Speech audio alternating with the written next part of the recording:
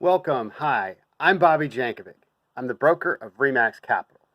Welcome to Mission Forge, where iron sharpens iron.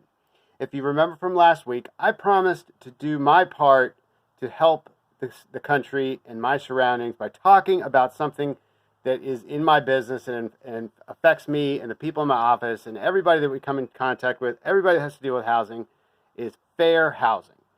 And fair housing has been around for a long, long time, and every year it grows and gets more specialized, more accurate, better. It reflects more what is needed. And I mentioned to you last week that Virginia has a more stringent, protective fair housing and has had so for a while. And this year in July, they're adding four more protective classes to the fair housing, which makes it even more protective than the federal government. And of the four classes, two that were implemented were your status as a veteran, okay, and then another is your source of income. And what that was designed specifically for, and that's the one I really want to talk about today, is your source of income. And I need you to think about tenants, okay? Fair housing is interesting law. Let me say, I've never announced myself to be an attorney. I am not an attorney. I can't give legal advice. So this is a real estate broker's interpretation of fair housing. Fair housing law, as I see it, is very interesting because it covers the owner of the property, and it also covers the practitioners that represent them. I don't really see so much how it impacts the buyers or the tenants in terms of what they can and can't do. It certainly is designed to protect those people. So we're going to talk today about people who are renting property and their source of income. So in Virginia, it's a nationwide program, but in Virginia, tenants can get their rent paid by Section 8 housing, which is a subsidy from the locality, and the locality is reimbursed from the federal government. So up until now, until very recently, it was extremely common, because it was permissible by law, to not participate in that program as a property owner. And tenants knew it, and the localities know it. They would ask you, would you like to participate? Would you be willing to? And the owners could say yes or no. And it seems on the face, why not? You have a choice. You do want to participate. You don't want to participate. And, I'm not really going to debate that. I mean, I'll kind of talk around it, but now it has become a protected class. And I think there's some good reason for that. Now, keep in mind, what's been eroded a little bit is the property owner's rights. And they did have some legitimate concerns sometimes with renting to Section 8. It's a mix, though. It's a mix. It's a lot of gray area. So when you participate in the Section 8 program, there are hoops that you have to jump through. There are inspections you have to have on your property.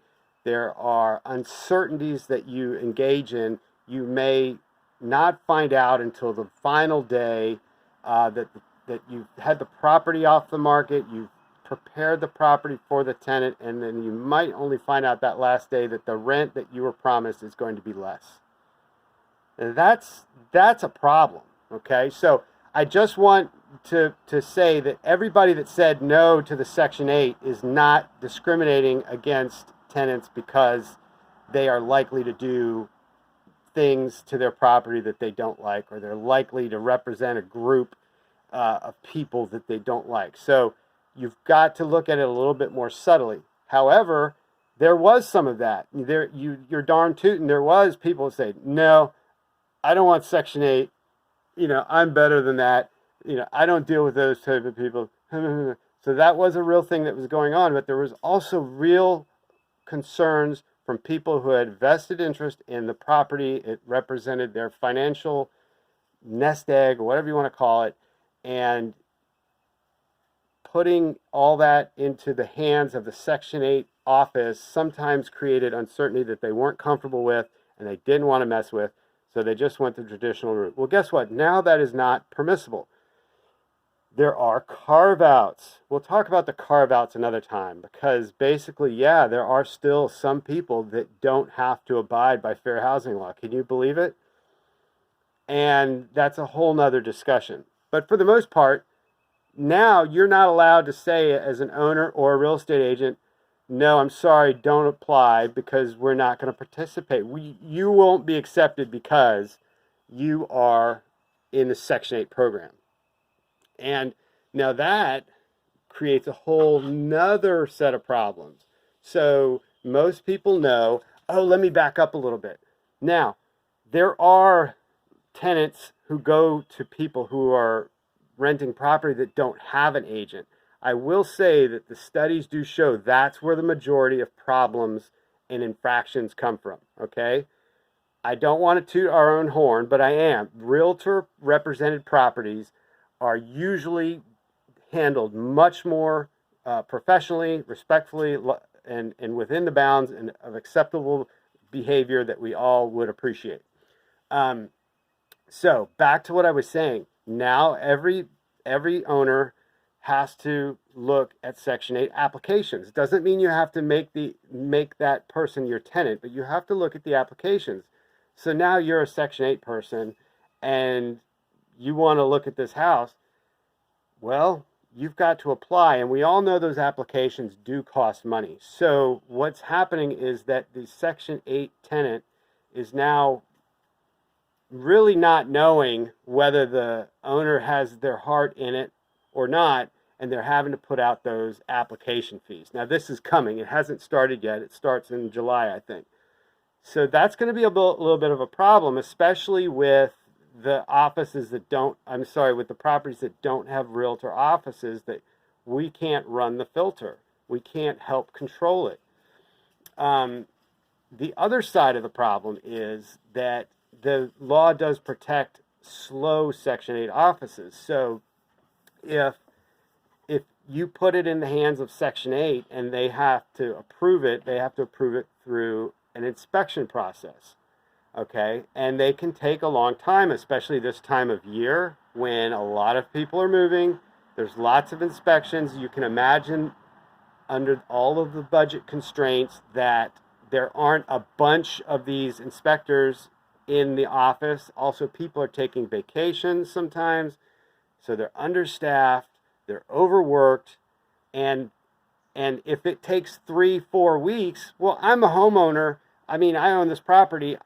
I've got to make the mortgage payment. I can't wait. I've got 3 other people lined up that are willing to do, so you can see the problem there. So there is a protection in the law for homeowners that the Section 8 office can only take up to 15 days. And after that, you can reject the application solely based on that so that you can move on with your financial life and rent the property. Think about this. Have you ever heard, this is really technical for you real estate agents, have you ever heard of accepting a tenant with a kick-out clause? I see that coming. I mean, yeah, I'll take your application, but I want to continue to market that property. And if I get another another application that's acceptable to me, you'll have 48 hours to remove your contingency, which means they've got to get that inspector in and get the property approved. Wow, what a whole but again, this all centers around some very delicate things. Will you take Section 8? Well, why are you even asking that? Of course, I mean, I'm going to pay the rent. I mean, I'm going to get help paying the rent, but is that any of your business? That's really tough. And yeah, people were being discriminated on. Well, Virginia is moving in the direction of not discriminating based on the source of income. Wow, what a big, important topic. I hope I brought some information to you that's valuable. I know I have a lot to learn. I hope that you recognize that there's a lot to learn out there. This was a really long mission forge. You can tell I'm excited about it, and I just hope that we all can continue this conversation. There's lots more to talk about.